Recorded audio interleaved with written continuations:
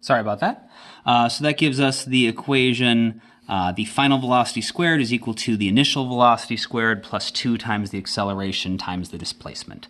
And so this equation works great if you've got a situation where you don't know how much time has passed and you don't really care about finding it, but you know 3 of these other things and you're looking for the last one. So if you want to know how far something is going to go, and you know its final velocity, its initial velocity, and what its acceleration was, you don't know how much time it was moving for, you don't care about it, this would be the equation you want to use. We can do the same thing, combine the equations and find an equation that is independent of our 5th variable. So that would be something that is independent of initial velocity. I'm not going to show how to do that, but you can do it on your own. I will show you what the actual equation we get is, though. And so putting all of these together, we call these the kinematic equations. And we're going to get all of these into one spot, and we're also going to organize them showing which variable is missing, because these are going to be some of our most useful problem-solving equations. And remember, these equations, the kinematic equations, are all these equations we found for things that have a constant acceleration. These only work if the acceleration is constant. Okay, super important. Okay, the acceleration has to be constant to use these equations. So when we set up our little table, we're both going to list the equation and the missing variable.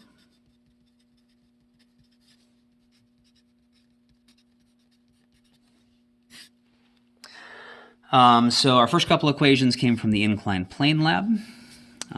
Final velocity equals initial velocity plus acceleration times time, and this does not have displacement. So if you don't know the displacement, you don't care about the displacement, you're trying to connect the other 4 things, that's the equation for you. Other one from the inclined plane lab, displacement, 1/2 acceleration times squared plus the initial velocity times the time. That one does not care about the final velocity. From the area under the graph, displacement is equal to initial velocity plus final velocity divided by 2 times the time, and that is independent of acceleration. You still have to have a constant acceleration. This is just saying you don't need to know what that acceleration is, but it does have to have a constant acceleration. And then we just figured out the equation final velocity squared is equal to the initial velocity squared plus 2 times the acceleration times the displacement. And that is independent of time. And so the last equation is going to be one that is independent of initial velocity, and that turns out to be displacement is equal to final velocity times time minus 1/2 acceleration times the time squared. And so I want you to circle or box or highlight or do something to make this stand out in your notes, because these 5 equations are going to be super important for our problem solving. But remember, you have to have a constant acceleration to use them. The other set of equations that we've sort of come up with in the past, but I just want to get everything together in one spot that we're going to write down, is our constant velocity equations. So this is for constant acceleration problems. We have even easier equations if the velocity is constant.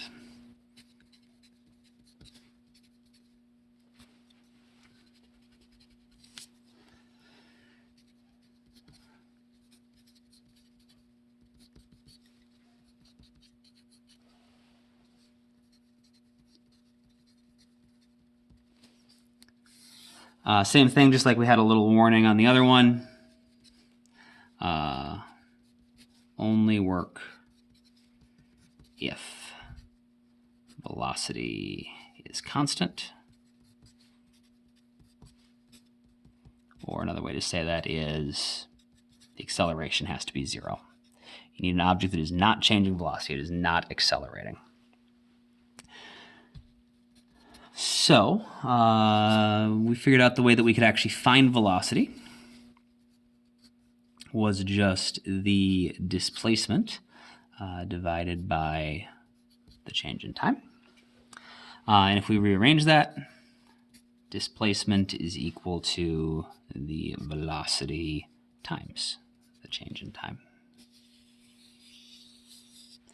And these equations are actually the same thing as the kinematic equations. You actually could use the kinematic equations to get these by just plugging in 0 for the acceleration, but that would be overkill. So for example, if we plug in 0 for the acceleration, it should give us constant velocity equations. Like the first one, if we plug in 0 for acceleration, we just get final velocity equals initial velocity. Well, that's true. If you have a constant velocity, your final and your initial velocity will be equal. It's not very helpful, but it is true. For the second one, displacement would equal, so this whole term goes to 0 because we've got acceleration. Displacement would be the initial velocity times the time, which is exactly what we have right here. The only difference here is in the way they're written is a slight notation difference. These equations are written in a more general way where you don't have to necessarily start at time 0. They're just saying, hey, figure out how much time passed, multiply that by your velocity. That'll tell you what your displacement was during that time. Remember, the notation that we're using here with all the v naughts is saying that this is the initial velocity at time 0. And so when you if you wanted to find the change in time, it would be the final time minus the initial time, which is 0. And so the change in time is just t here. Sometimes it is actually easier when you're doing problem solving to think of these as being delta t's if your situation doesn't actually start at time 0 rather than shifting your time axis. You can just think of these as the change in time. And we'll practice how to do that when we get to our problem solving.